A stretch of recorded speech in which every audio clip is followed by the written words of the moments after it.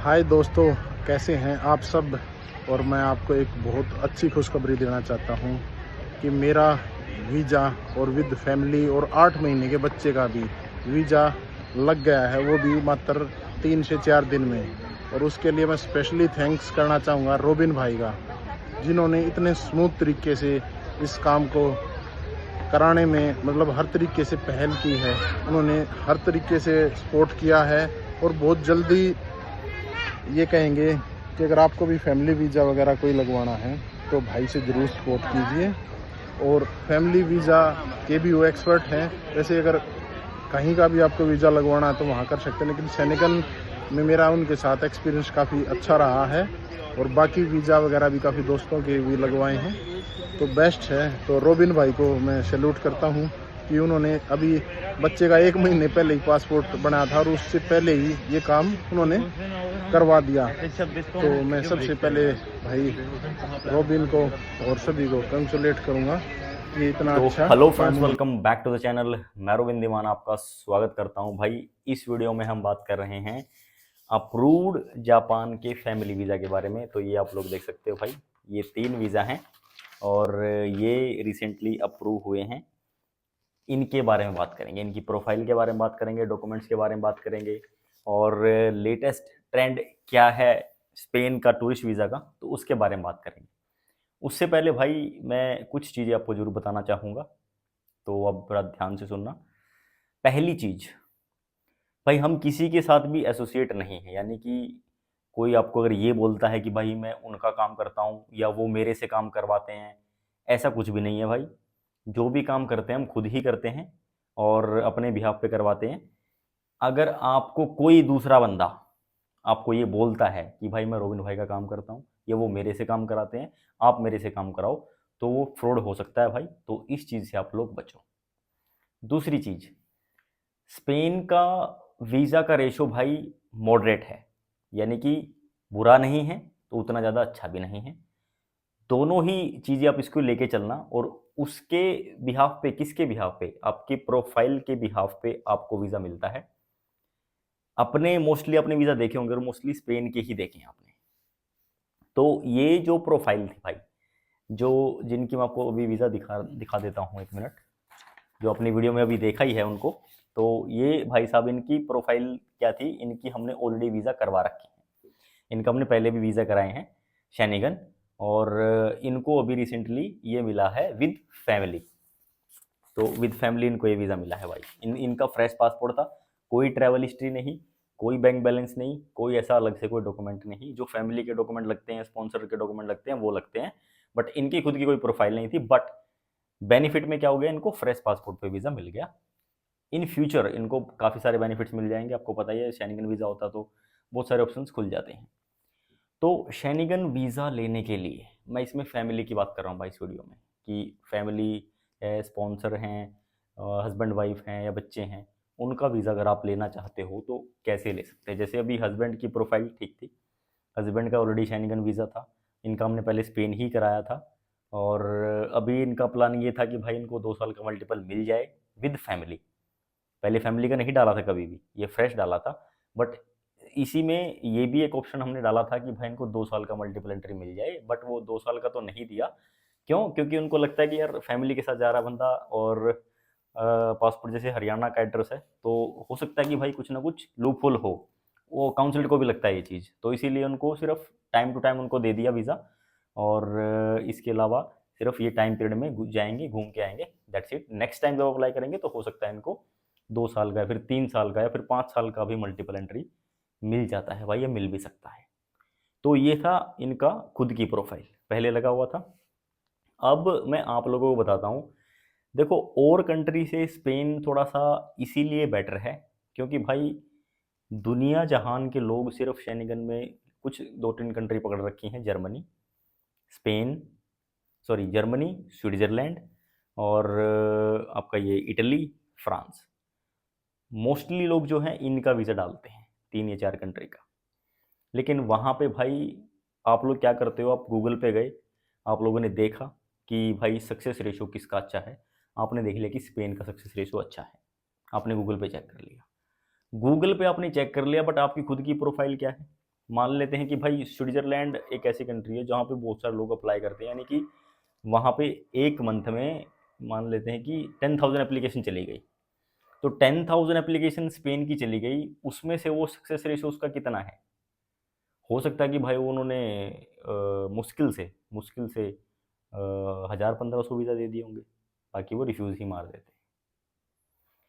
आपको लगता है कि भाई स्विट्जरलैंड के आपने वीडियोस देखी, किसी एक यूट्यूबर ने डाल दी, दूसरे ने भी डाल दी कि भाई स्विट्जरलैंड का वीज़ा आ रहा है, लेकिन किस बेस पे आया है, किस प्रोफाइल पे आया है, ये चीज़ आप नहीं समझते। अभी मैं इस वीडियो में आपको क्या बता रहा हूँ, अब मैं थंबनेल में लिख के डाल देता हूँ कुछ भी, यानी कि फैमिली का वीज़ा आ गया फ्रेश पासपोर्ट पे।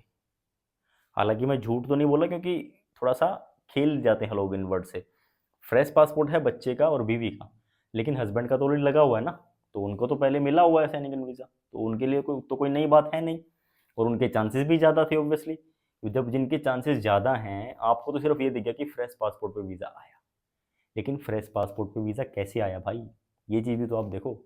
आप सिर्फ थंबनेल देख लेते हो, फिर वीडियो ऊपर से देख लिया आपने, हाँ हाँ भाई स्विट्जरलैंड का अच्छा आ रहा है, गूगल पे भी मैंने देख लिया, डाल दो। जब रिजल्ट आएगा नेगेटिव। और मोस्टली लोगों के साथ यही होता है, मोस्टली लोगों के साथ यही होता है। आप गूगल पे देखते हो, यूट्यूब पे देखते हो, इंस्टाग्राम पे देखते हो, भाई उसके वीज़ा बड़े आ रहे हैं, वो डाल देते हैं और वो आ जाता है रिफ्यूज़। तो स्पेन एक ऐसी कंट्री मुझे लगी भाई जिसका मॉडरेट रहता है, वो ज़्यादा बुरा भी नहीं है तो ज़्यादा अच्छा भी नहीं है। हाँ, वो बहुत सारे ऐसे केसेस में लो प्रोफाइल पे भी वीज़ा मिले हैं, अच्छी अच्छी प्रोफाइल तो मिलते ही हैं, और कुछ केसेस रिफ्यूज़ल भी आते रहते हैं। रिफ्यूज़ल भाई, ये इसका मतलब देखो, कोई ऐसा होता है कि भाई मान लो कि आप ऑस्ट्रेलिया ट्रैवल हो, ये बड़ी सीक्रेट इन्फॉर्मेशन बता रहा हूँ भाई, अगर आप लोग इस चीज़ को समझोगे तो खुद आप सारी चीज़ अपने खुद के मास्टर बन जाओगे। मान लो कि आप ऑस्ट्रेलिया ट्रैवल हो, ऑस्ट्रेलिया ने आपको वीज़ा दे दिया, आपने ट्रैवल भी कर लिया, इसका ये बिल्कुल भी मतलब नहीं है कि शेनिगन आपको वीज़ा 100% दे देगा। 100% मत मान के चलना आप इस चीज़ को। या फिर ऐसा भी नहीं है कि स्पेन आप ऑलरेडी ट्रैवल हो और ऑस्ट्रेलिया आपको 100% वीज़ा दे देगा, ऐसा भी नहीं। तो दोनों भाई, सबके हर एक कंट्री का रूल अलग अलग रहता है, हर एक कंट्री का जो काउंसलेट का वीज़ा इशूइंग प्रोसेस है वो सबका अलग है, तो सबका अलग अलग रहता है। तो ये मत आप बिल्कुल मत समझना कि कंफर्म 100% वीज़ा मिल ही जाता है या मिल ही जाएगा, ऐसा नहीं होता। हाँ, ये बोल के कुछ एजेंट लोग आपसे लाखों रुपए जरूर ले लेंगे, ये चीज़ होती है, ये फैक्ट है। बहुत सारे लोग क्या करते हैं कि आप किसी से बात करते हो, बोले कि सर प्रोसेसिंग फ़ी तो आपको देनी है, तो प्रोसेसिंग फ़ी आपको देनी है तो भाई बाकी एम्बेसी फ़ीस भी आप दे दो, बाकी जो लगेगा तो आप पैसे ले लेंगे आपसे, वो नहीं लगेगा तो भाई सॉरी, नहीं लगेगा तो आपको क्या मिलता है, सॉरी। तो ये रहता है सबका, देखो काम करने का प्रोसेस अलग है, तरीका अलग है। हमारे यहाँ पे मैं पहले बोलता हूँ कि भाई आपकी प्रोफाइल ऐसी ऐसी है, इसके अकॉर्डिंग इतने चांसेस हैं, if you want to proceed तो आप प्रोसीड करो, अगर नहीं करना है तो मत करो। भाई ऐसा किसी को भी नहीं बोला जाता कि हाँ भाई आपका लग ही जाएगा और आपसे पैसे ले लेने हैं, ऐसा कुछ नहीं है भाई। जिनके चांसेस होते हैं उनको मुंह पे बोल दिया जाता है कि भाई इतने चांसेस हैं, आप ट्राई करो, लग सकता है और नहीं भी लग सकता, तो दोनों चीज़ें हैं। बट ये बिल्कुल भी नहीं है कि भाई सबका ही लग जाएगा, ये सबको ही वीज़ा मिल जाएगा, ऐसा नहीं होता, रियलिटी ये नहीं है, आप इस चीज़ को समझो। क्योंकि जब भी आप लोग ये सोचते हो कि भाई इस कंट्री का आ रहा है मैं भी डाल देता हूँ मेरा वीज़ा आ जाएगा, नहीं, प्रोफाइल मैटर बहुत करती है, उसी के बेस पे सारे वीज़ा मिलते हैं।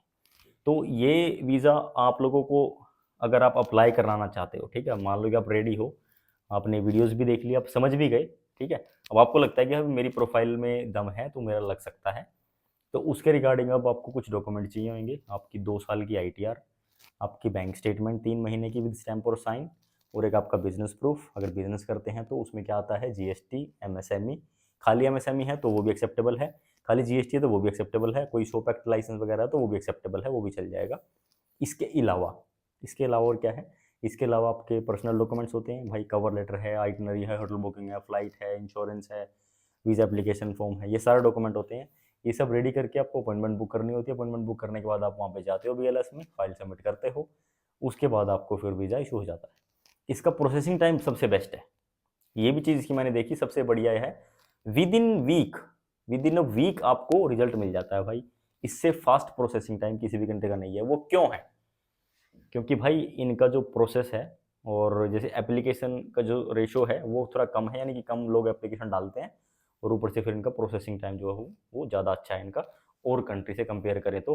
अपॉइंटमेंट का कोई इशू नहीं है, बड़ा इजीली मिल जाता है, और जो वीज़ा इशुएंस का प्रोसेस है इनका वो भी इतना बैड नहीं है, काफ़ी स्मूथ है। तो ये है इनका लेटेस्ट डॉक्यूमेंटेशन जो आपको चाहिए जब आप वीज़ा अप्लाई करते हैं। तो अब किन लोगों को करना चाहिए भाई?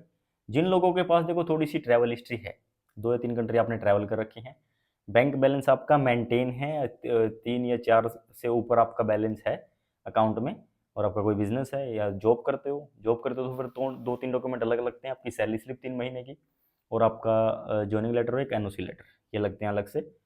इसके अलावा और कोई डॉक्यूमेंट नहीं लगता। जब भी आप अप्लाई करो तो ये सारा डॉक्यूमेंटेशन आपके पास होनी चाहिए। तो 2 से 3 घंटे की travel history and bank balance भी मैंने आपको बता दिया कितना होना चाहिए। और अब मैं आपको इनका भी दिखाऊंगा एक बार कि इनका बैंक बैलेंस कितना था। इनकी जो हस्बैंड की ट्रैवल हिस्ट्री काफ़ी अच्छी थी, पहले शैनिगन भी ट्रैवल तो भाई अच्छी थी ही, आप भी समझ सकते हो। जिनके शैनिगन लगे हुए हैं वो अगर फैमिली का करवाना चाहते हैं तो डेफिनेटली आप कांटेक्ट कर सकते हो भाई। कैसे करना है? इंस्टाग्राम के थ्रू। आप इंडिविजुअल एप्लीकेशन डालनी है, आपको फैमिली की डालनी है, स्पॉन्सर की डालनी है, किसी की भी डलवानी है, बिल्कुल नॉमिनल चार्जेस के साथ आप डेफिनेटली भाई सर्विस ले सकते हो। और इस सर्विस में भाई सब कुछ इंक्लूड रहता है। आपको ये नहीं करना, आपको ये नहीं बोला जाएगा कि भाई आप टिकट उस बंदे से करा लो, इंश्योरेंस खुद कर लो या उससे करा लो, और ये डॉक्यूमेंट आप उससे बनवा लो, ऐसा कुछ नहीं है। Complete A to Z filing, complete in the sense इसमें क्या क्या इंक्लूड है?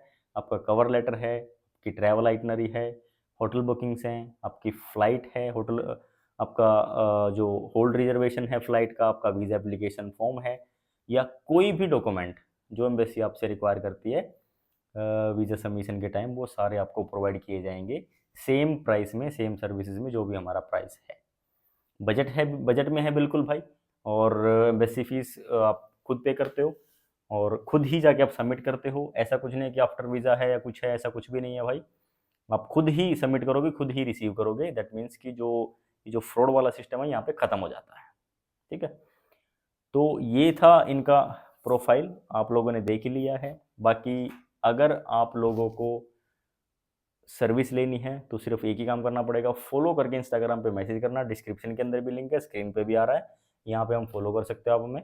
और आपका कोई भी डाउट है, क्वेरी है भाई, तो वहाँ पे आकर पूछ भी सकते हो। Schengen UK, Australia, New Zealand, Japan, south Korea, China, almost सारी जितनी भी कंट्री हम टूरिस्ट वीज़ा सभी का करते हैं, यूएसए को छोड़कर। यूएसए का हम नहीं करते भाई, ठीक है। तो कोई भाई अगर पूछता है तो यूएसए का हम बिल्कुल भी नहीं करते, बाकी सारी कंट्रीज़ का हम करते हैं विद नॉमिनल फाइल चार्जेस। तो आपका कोई डाउट रहता तो भाई इंस्टा पे आ जाना। अब मैं आपको एक बार लैपटॉप पे लेके चलता हूँ वहाँ पे। तो भाई यहाँ पे देखो मैं आपको दिखा ही रहा हूँ प्रॉपर कि इनका बैंक स्टेटमेंट देखो। एचडीएफसी बैंक है, ठीक है, इसमें अमाउंट है इतना, और एक आईसीआईसी बैंक है, सेविंग्स है, दोनों ही सेविंग्स हैं, और उसमें इतना अमाउंट है, तो आप खुद ही देखो। और ये इनका एक कंपनी है, इनकी जो इनका कंपनी का अकाउंट है, और इसमें इतना बैलेंस था। तो देखो ये बैलेंस अगर नहीं भी होता है, ये जो अमाउंट आप देख रहे हो, ये अगर नहीं भी होता है ना, तो भी कोई इशू नहीं है, सिर्फ इस अमाउंट से काम चल जाता, इन दोनों अमाउंट से काम चल जाता, ये अगर नहीं भी होता तो टोटल ओवरऑल इनका म्यूचुअल फंड में भी था, आप देख सकते हो, एफडी भी है इनकी, ठीक है, और इतना डिपॉजिट है, और एडिशनल एफडी इतनी की है, ठीक है, टोटल आईएनआर इतना बन रहा है, ये एफडी का अमाउंट है। तो उसके अलावा इनकी इन्वेस्टमेंट भी थी, इतनी की इन्वेस्टमेंट इसमें था, ठीक है, और जरोदा में भी इनकी इन्वेस्टमेंट थी। तो जो फाइनेंशियली देखे तो प्रोफाइल काफ़ी अच्छी थी, बट फिर भी मैं आपको बोलना चाहूँगा कि भाई आपका सेविंग्स अकाउंट एक है या दो हैं, उससे कोई फ़र्क नहीं पड़ता। अगर आपका सिंगल अकाउंट भी है तो भी इनके चांस, सिर्फ ये बैलेंस अगर इनके पास होता ना तो भी निकल जाता। सिर्फ 5 लाख जो समथिंग है ना दिखा रहा, सिर्फ ये भी होता ना खाली, तो भी चल जाता, क्योंकि इनकी ऑलरेडी उनको वीज़ा मिला हुआ है, और ऑलरेडी इनके पास शैनिगन वीज़ा था।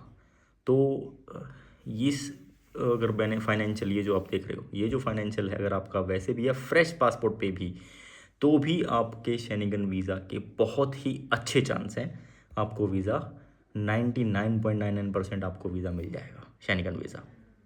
तो इस चीज़ में आप कभी भी मतलब वो मत करना कि भाई फाइनेंशियल, मैंने बोला कि फाइनेंशियल अगर अच्छे हैं तो आपकी ट्रैवल हिस्ट्री नहीं भी हो तो काम चल जाता है।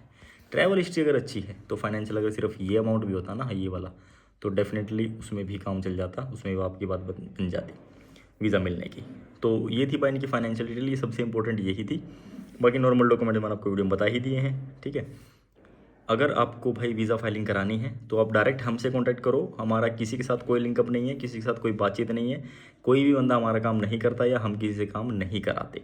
आपको अगर कोई बोलता है किसी भी मीडिया के थ्रू, तो पहले आप हमसे कांटेक्ट करो, कंफर्म करो कि भाई वो हमसे काम करा रहे हैं कि नहीं करा रहे हैं, देन आप प्रोसीड करते हो। अदरवाइज़ अपनी ना तो कोई रिस्पॉन्सिबिलिटी है, ना अपनी कोई किसी से बातचीत है। तो कॉन्टैक्ट अगर करना है तो आप डायरेक्टली हमसे ही करो, वो भी इंस्टाग्राम के थ्रू। That's it.